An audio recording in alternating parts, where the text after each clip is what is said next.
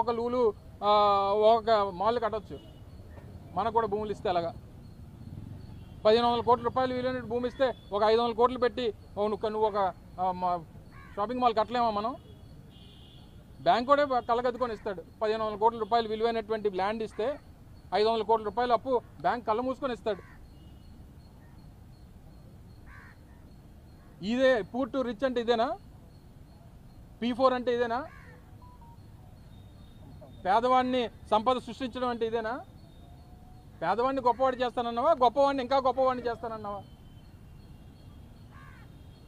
ఇవన్నీ వీటి మీద దృష్టి పెట్టడం మానేసి, పరిపాలన మీద దృష్టి పెట్టడం మానేసి, ప్రభుత్వం తాలూకు పనితీరు మీద దృష్టి పెట్టడం మానేసి, ఇచ్చినటువంటి హామీల మీద దృష్టి పెట్టడం మానేసి, మా పార్టీ కార్పొరేట్లను ఎలా కొనాలి, ఎలా బెదిరించాలి, ఎలా భయపెట్టాలి, ఎలా పోలీస్ వ్యవస్థను వాడుకోవాలి, రేపు కానీ ఇంకా ఇటువంటివి కొనసాగితాయి. 19వ తారీఖు ఎన్నికలు ఇచ్చారు. ఎస్, ప్రజాస్వామ్యబద్ధంగా ప్రాసెస్ జరుగుతుంది. ఆ ప్రాసెస్కి ఏ రకంగా బలం ఉన్నటువంటి వారు ఎవరి బలం ఏంటో నిరూపించుకుంటాం, దాని ప్రకారం ముందుకెళ్తుంది. కానీ ఈ లోపు ఇటువంటి బెదిరింపులు, భయపెట్టడాలు, బ్లాక్మెయిలింగ్లు, పోలీస్ వ్యవస్థను వాడుకోవడం ఇలాంటివి చేస్తే మరింత వైఎస్ఆర్